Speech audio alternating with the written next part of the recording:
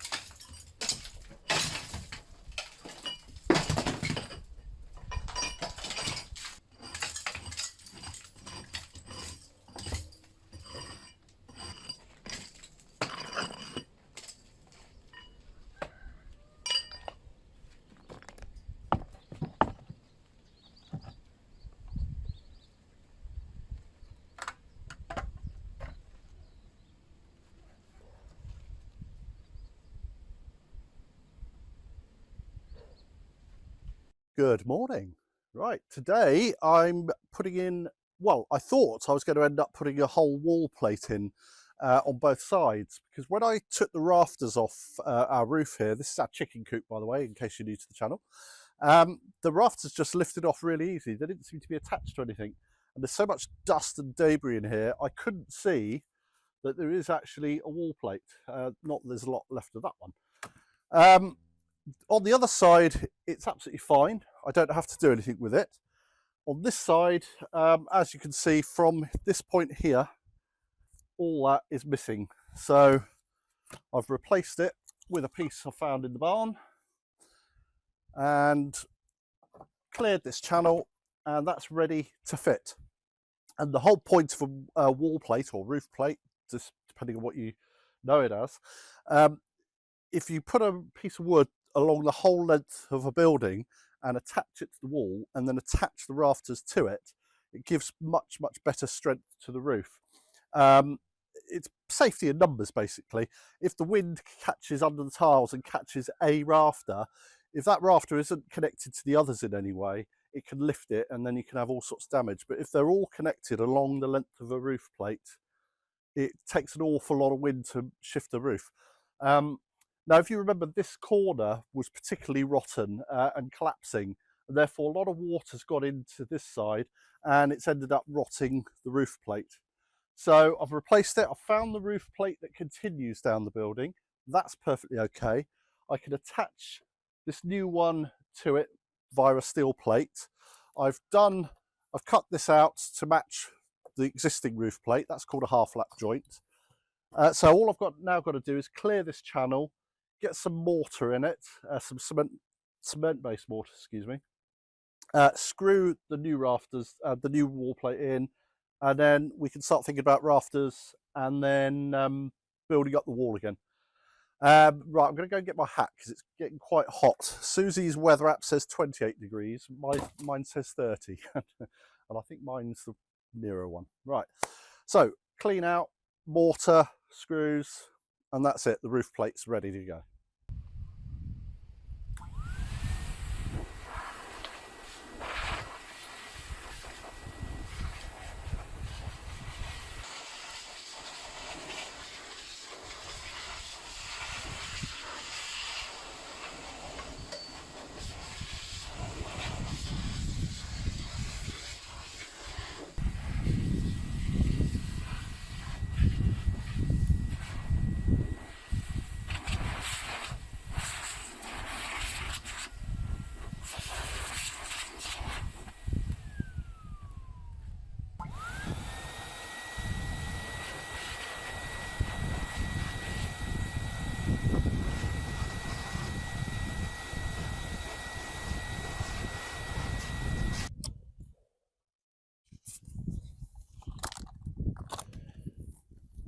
Well, Susie's dog grooming blower, perfect for that job. Although, best not mention it. Right, where's my hat?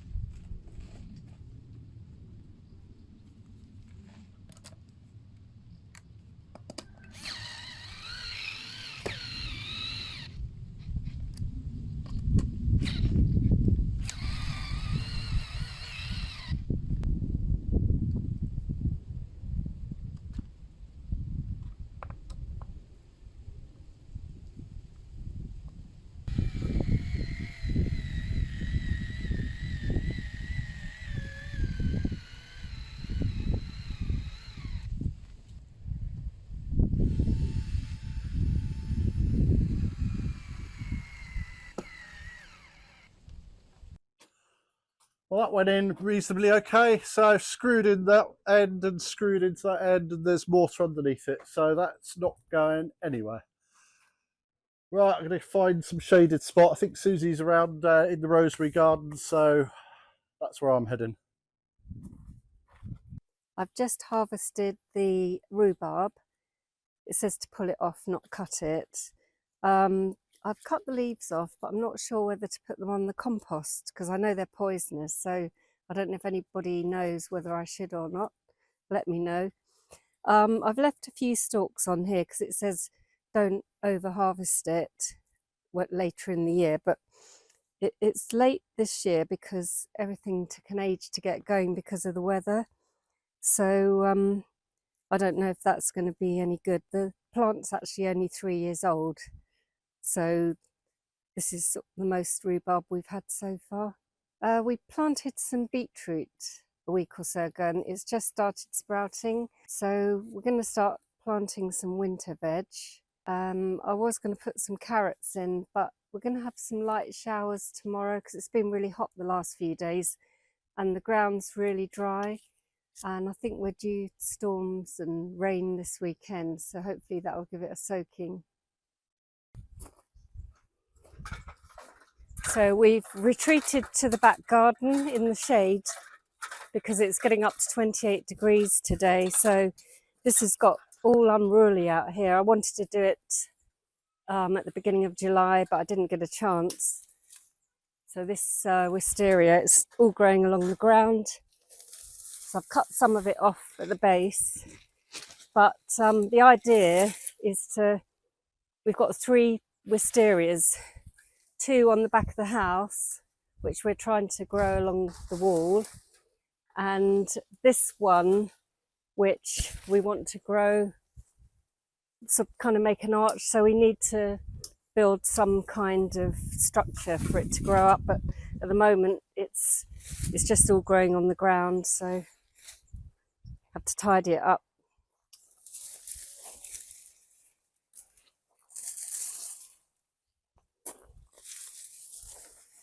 I've already cut this off at the base.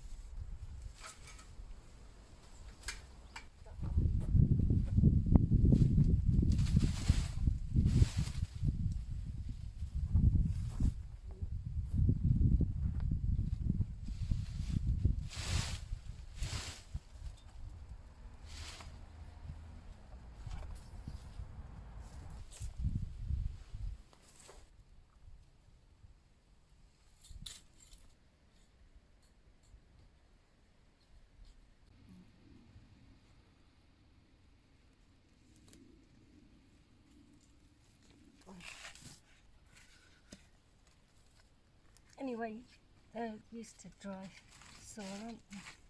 Mm-hmm.